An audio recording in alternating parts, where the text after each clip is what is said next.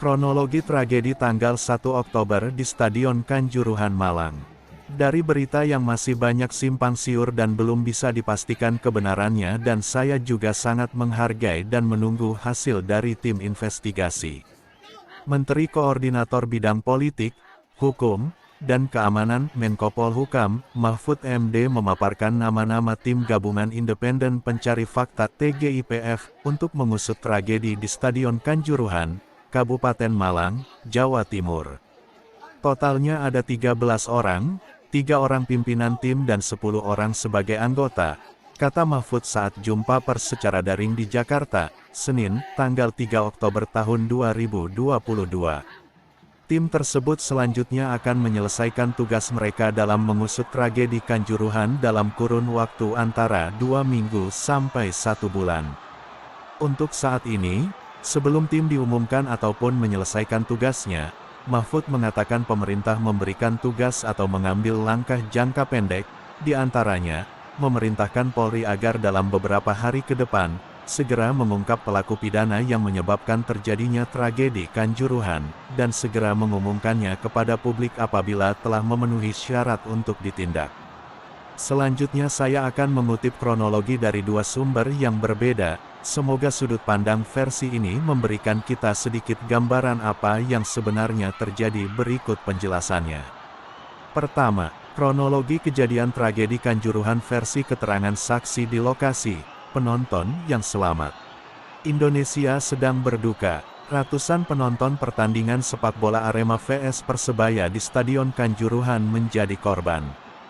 Banyak kabar merebak, banyak asumsi dan saling menyalahkan. Berikut unggahan seseorang yang mengaku sebagai salah satu dari sekian banyak penonton di tempat kejadian, dan ia selamat. Diunggah melalui aplikasi Twitter, dengan nama akun @reskiwahyu_05, berikut ceritanya. Assalamualaikum, sebelumnya saya turut berduka cita sedalam-dalamnya terhadap korban insiden yang terjadi di Stadion Kanjuruhan pertandingan Arema vs Persebaya. Yang kedua, syukur alhamdulillah, saya diberi keselamatan sampai di rumah. Dan menceritakan kronologi versi saya pribadi di sini. Di sini saya akan coba menceritakan kronologi insiden yang terjadi di Kanjuruhan, tanggal 1 Oktober tahun 2022. Dari awal saya masuk stadion, kondisi pemain sedang pemanasan, semua berjalan aman dan tertib hingga kick-off pukul 20. Kick-off dimulai dan pertandingan berjalan aman, tanpa kericuhan sedikitpun. Yang ada hanya supporter Arema saling melontarkan saiwar ke arah pemain Persebaya. Babak pertama selesai, dan saat jeda istirahat, ada sekitar 2-3 kali kericuhan sedikit di tribun 12-13, yang bisa segera diamankan oleh pihak berwenang. Babak kedua berlanjut dan tim Persebaya berhasil mencetak golnya yang ketiga. Arema FC semakin tampil menyerang menggempur gawang Persebaya, tapi tidak ada gol yang tercipta. Semakin banyak serangan, semakin gemas juga kita sebagai supporter menontonnya. Hingga peluit akhir dibunyikan, Arema tidak bisa menambah golnya, dan harus menerima kekalahan. Disinilah awal mula tragedi dimulai. Setelah peluit dibunyikan, para pemain Arema tertunduk lesu dan kecewa. Pelatih Arema dan manajer tim mendekati tribun timur dan menunjukkan gestur minta maaf ke supporter. Di sisi lain, ada satu orang supporter yang dari arah tribun selatan nekat masuk dan mendekati Sergio Silva dan Maringa. Terlihat sedang memberikan motivasi dan kritik kepada mereka. Kemudian ada lagi beberapa oknum yang ikut masuk untuk meluapkan kekecewaannya kepada pemain Arema. Terlihat John Alvarizi mencoba memberi pengertian kepada oknum-oknum tersebut. Namun, semakin banyak mereka berdatangan, semakin ricuh kondisi stadion karena dari berbagai sisi stadion juga ikut masuk untuk meluapkan kekecewaannya ke pemain. Diikuti dengan lempar-lempar berbagai macam benda ke arah lapangan. Dan para supporter yang semakin tidak terkendali.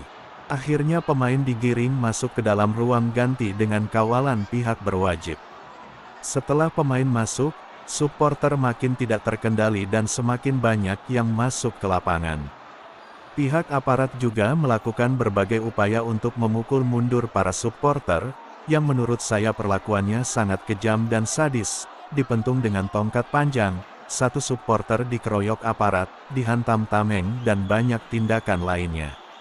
Tapi saat aparat memukul mundur supporter di sisi selatan, supporter dari sisi utara yang menyerang ke arah aparat. Karena semakin banyaknya supporter yang masuk ke lapangan dan kondisi sudah tidak kondusif, aparat menembakkan beberapa kali gas air mata ke arah supporter yang ada di lapangan. Silih berganti supporter menyerang aparat dari sisi selatan dan utara. Yang akhirnya, selain hujan lemparan benda dari sisi tribun, di dalam lapangan juga terjadi aksi tembak-tembakan gas air mata ke arah supporter. Terhitung puluhan gas air mata sudah ditembakkan ke arah supporter, di setiap sudut lapangan telah dikelilingi gas air mata. Ada juga yang langsung ditembakkan ke arah tribun penonton, yaitu di tribun 10. Banyak ibu-ibu, wanita-wanita, orang tua dan anak-anak kecil yang terlihat sesak gak berdaya, gak kuat ikut berjubel untuk keluar dari stadion. Terlihat mereka sesak karena terkena gas air mata. Seluruh pintu keluar penuh dan terjadi macet. Di dalam stadion mereka sesak karena gas air mata yang sudah ditembakkan ke berbagai arah. Sedangkan untuk keluar stadion pun gak bisa karena macet, penuh sesak di pintu keluar. Di luar stadion banyak yang terkapar dan pingsan karena efek terjebak di dalam stadion yang penuh gas air mata. Dan sekitar pukul 22.30 juga masih banyak insiden pelemparan batu ke arah mobil aparat, dan pengeroyokan supporter terhadap aparat yang dianggap mengurung kita di dalam stadion dengan puluhan gas air mata. Dan terjadi beberapa tembakan gas air mata kembali di luar stadion. Lebih tepatnya di sekitar Tribun 2 Kanjuruhan. Kondisi luar stadion Kanjuruhan sudah sangat mencekam. Banyak supporter yang lemas bergelimpangan, teriakan dan tangisan wanita. Supporter yang berlumuran darah, mobil hancur, kata-kata makian dan amarah. Batu batako, besi dan bambu berterbangan. Pemilik akun tersebut mengaku sudah menjadi supporter Arema sejak tahun 2007. Dan hari tragedi kemarin, menurutnya adalah titik terendahnya sebagai seorang supporter. Ia pun menyampaikan, kronologi tersebut ia ceritakan tanpa mengurangi rasa hormat terhadap keluarga korban. Dan ia mendoakan semoga kejadian tersebut adalah terakhir di semua cabang olahraga dan hiburan, khususnya di sepak bola. Kronologi versi kedua. Mengutip dari Agung Wi, tinggal di Malang saya akan mencoba jawab dari beberapa sumber kredibel yang saya ikuti, salah satunya RCB FM Channel. Radio tersebut mengunggah video dari salah satu kru yang bertugas langsung di lapangan. Oh ya, radio ini merupakan salah satu radio tertua dan punya ruang khusus untuk Arema dan Aremania bernama Edan Bola. Kurang lebih kejadiannya berdasar video terakhir yang mereka unggah dan obrolan tadi pagi. Seusai pertandingan, pemain dan ofisial Persebaya langsung masuk ke ruang ganti. Saya tebali bahwa itu seusai pertandingan, bukan saat dalam pertandingan. Pemain Arema dan ofisial melakukan tradisi berkeliling tribun sambil menyapa supporter dan melakukan gestur meminta maaf. Ada Aremania meminta izin turun pada petugas untuk menemui pemain, ada yang bilang memotivasi ataupun mengkritik. Kekecewaan atas permainan yang buruk ini yang ingin disampaikan langsung pada pemain. Nah, di sini mereka dihalau petugas, dan kemudian ada beberapa supporter yang turun juga yang kemudian mengerubuti pemain Arema lainnya. Nah, pemain sepertinya mulai khawatir. Juga melihat supporter yang turun, mulai menjauh masuk ke ruang ganti. Di sini petugas menghalau supporter tersebut. Tidak ada pengrusakan apapun sampai di sini. Kalau dilihat dari video, bahkan supporter di timur dan utara sudah manut dan balik dengan baik ke arah tribun. Nah, ada sesuatu di selatan, entah pendekatan seperti apa yang dilakukan, di situ terjadi kekacauan dan tembakan gas air mata menuju tribun. Di sisi inilah yang memicu eskalasi kericuhan di seluruh stadion. Ada video di IG RCB yang memperlihatkan bahwa salah seorang supporter melakukan pendekatan persuasif kepada petugas untuk tidak menggunakan gas air mata karena ada anak kecil dan wanita, namun dibalas dengan bentakan dan pukulan. Video yang memperlihatkan trajektori gas air mata ditembakkan ke tribun selatan juga ada. Perlakuan petugas keamanan akhirnya memancing kericuhan yang besar. Apalagi ada petugas yang memukuli dan menendang supporter yang sedang berjalan baik-baik menuju tribun. Ini terjadi di depan supporter yang masih begitu banyak di tribun. Dengan tembakan gas air mata yang tidak hanya sekali dan mengarah ke tribun, paniklah seluruh yang di stadion untuk keluar karena pintu keluar darurat ditutup. Padahal biasanya pertandingan selesai kurang 3-5 menit sudah dibuka.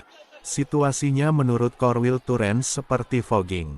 Supporter yang tidak terima melihat perlakuan petugas, melawan balik. Perlawanan di luar dan di dalam. Namun justru korban terbanyak adalah meninggal karena paparan gas air mata. Sisanya terinjak-injak termasuk tetangga saya, sepasang suami istri menyisakan anaknya semata wayang yang selamat. Ini juga karena kepanikan karena paparan gas air mata. Sisanya adalah korban rilis terakhir adalah 187 orang yang meninggal. Jika ada info update tolong berikan komentar Anda.